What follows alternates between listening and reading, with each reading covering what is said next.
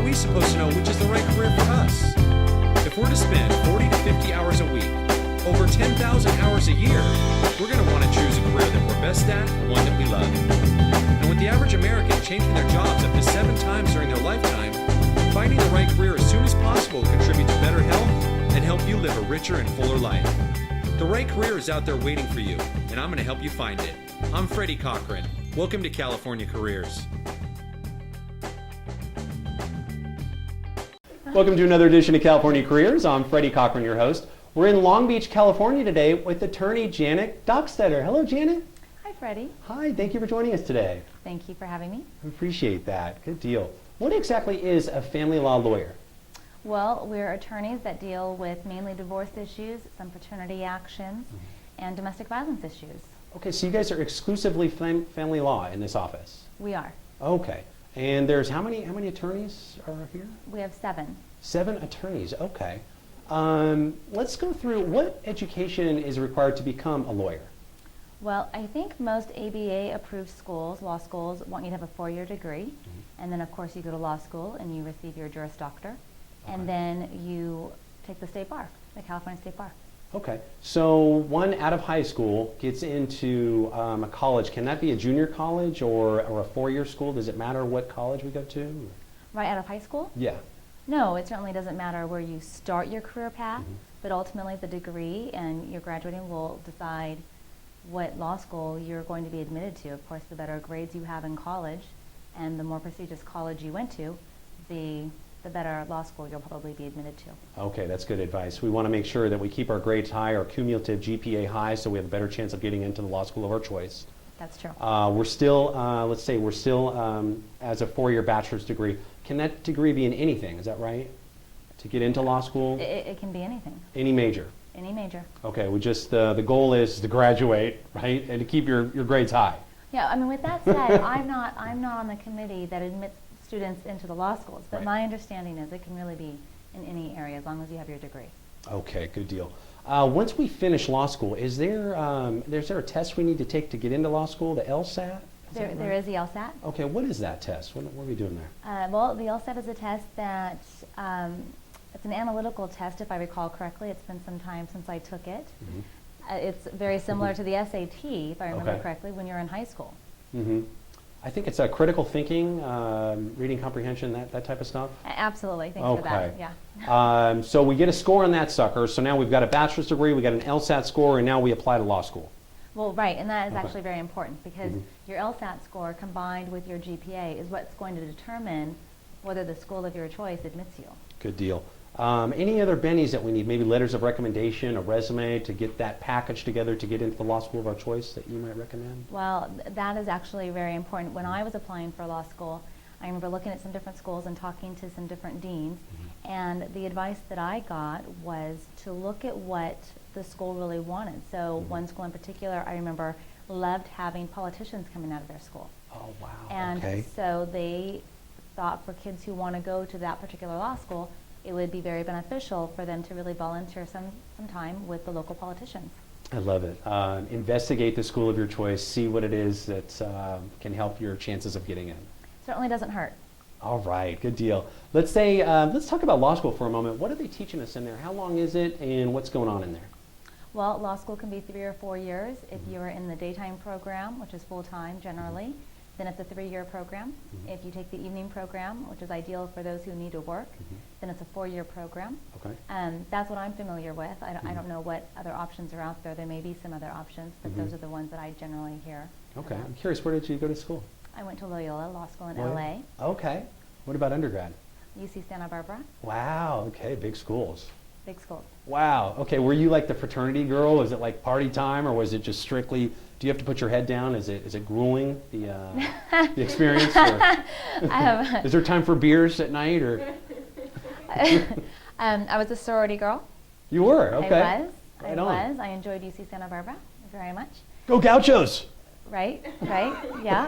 And Pi Phi's at the time was, was the sorority I was in. And so very much enjoyed it. Did not have the grades that I would have really liked to have had, but my LSAT score really made up for that. Oh, right on. How did you prepare for that exam? Curious. Yeah, I took the Kaplan review. You did, okay. I thought that was vital. Okay, good deal. Now, law school itself, it's either 3 or 4 years. Is it as terrible as all the horror stories are out there, or can you touch on the law school experience? Yeah, isn't that funny? There's a movie called The Paper Chase. Okay. And when I first started law school, they recommended that we watch that. And it was really on point. It's terrifying. You start law school and you think that you're relatively smart, and now you're in a class of 100 or more people who are all smart. Many are smarter than you. All of a sudden you realize that you're not as bright as you thought you were. And the teacher literally says the first day of school, look to your left, look to your right. One of them isn't going to be here next semester. Oh man, that's scary. It is, it's scary. Oh man, look right here. Oh, no. Yeah, right. And so that first year is really very challenging, daunting, scary. There's a lot of emotions that you go through that first year. But truly, if you can get through that first year of law school, it is so much easier, and you just realize that you fit, and it works, and it's not that hard. Wow. And you're so glad when you can stick it out. Wow, very cool. Right on. Let's say we get through law school. Let's talk about the bar exam. What is that sucker? How do we prepare for that sucker? Does law school actually prepare you for the exam, or do we need to take sort of a prep course for the exam? Well, to some degree, law school prepares you for the exam, but a prep course is vital. And as far as describing the exam, it is more terrifying than your first year of law school. Oh, great. Honestly. In California, our exam is 3 days long, and I think it's 6 hours a day. You have a lunch break in there. But I think substantively you are at that desk Okay. filling out your test exam for 6 hours, I believe. Wow.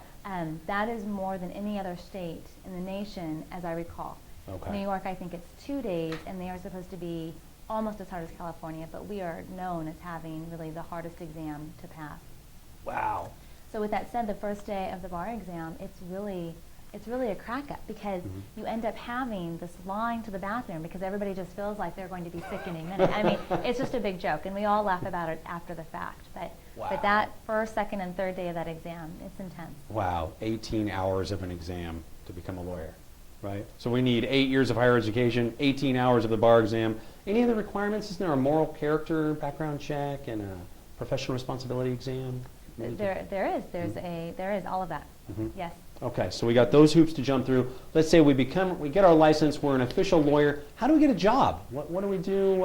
Is there internships available? Do we just go pound the pavement with our new bar card, or?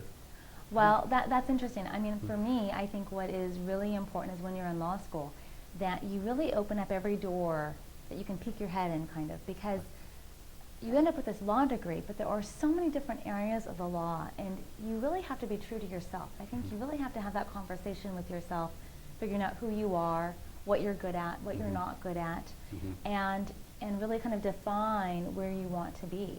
And then once you start doing that, you start looking at different areas of practice.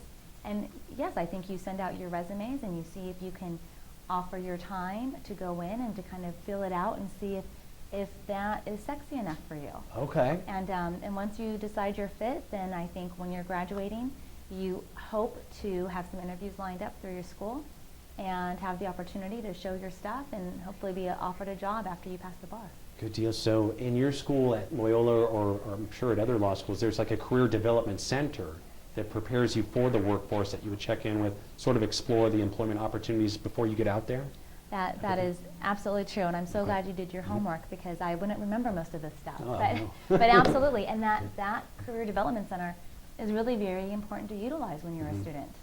Okay, good deal. I know as a professional in the legal field myself, Craigslist was always a big help.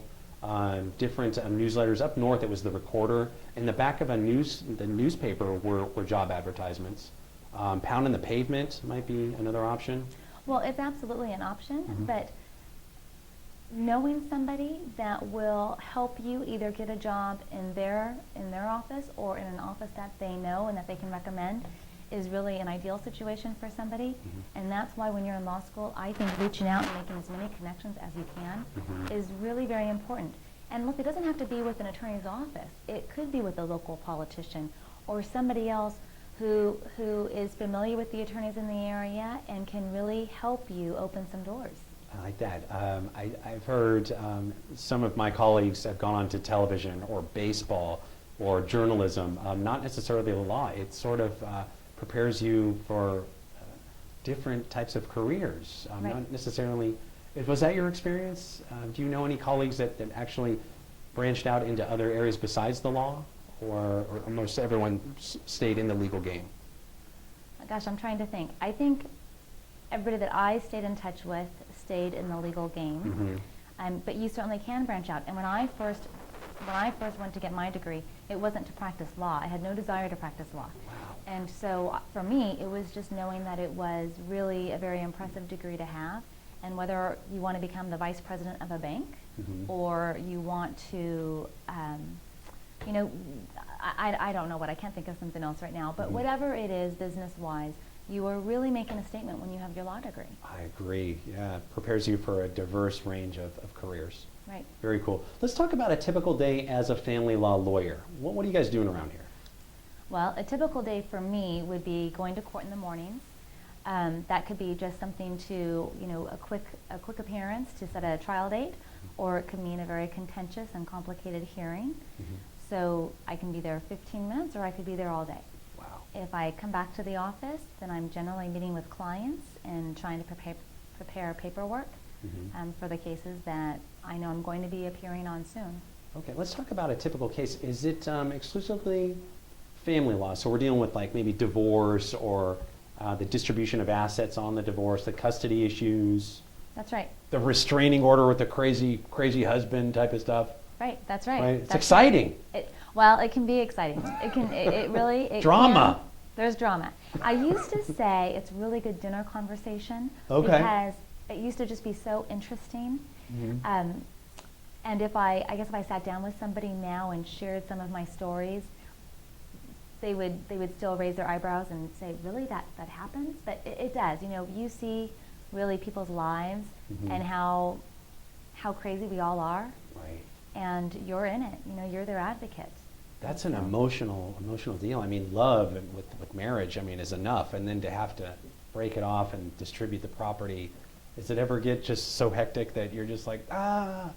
Well, I don't know if distributing property is really the more emotional part of it. I think child custody can be really quite emotional, especially if you have some facts that just are not your normal facts that you would think of in a typical marriage. Domestic violence issues, you know, somebody makes the claim, he pushed me, there's no marks on the body, and all of a sudden you're in this litigation for a domestic violence restraining order. Wow. That affects your family law case, and then potentially has a criminal charge with it, so then you end up in criminal courts, and then if there is an injury, perhaps there's a civil claim filed. Wow, okay. Still on the day-to-day activities as a family law attorney, so generally we're in court most of the day. Well, that's for me. I mean, Okay. I'm a litigator, but we have attorneys in the office who really are research attorneys. They're fantastic. They write our motions, they do the research, and so they're in the office on a daily basis. That's just not, that's not the position that I hold here. Okay. You mentioned you're a litigator. What is a litigator? What does that mean? Well, it means that I'm in court. Okay. So I'm the one who goes to court, one of the few that go to court and will argue the case, present the facts to the court. That's my job. Okay. So in other words, the litigation is sort of like a football kickoff in a football game. It's the start of the complaint all the way through to the decision. Is that right? The litigation. Well, that's the litigation part, Okay. yes. And you being a litigator would be in court advocating that proceeding. That's correct. Okay. Good deal. So typical day, you're generally in court. When do you meet with clients, or when do you write complaints and all those goodies? Is that afternoons or? Yes, well, first in family law, we file a summons and a petition, so it's not a complaint. Okay.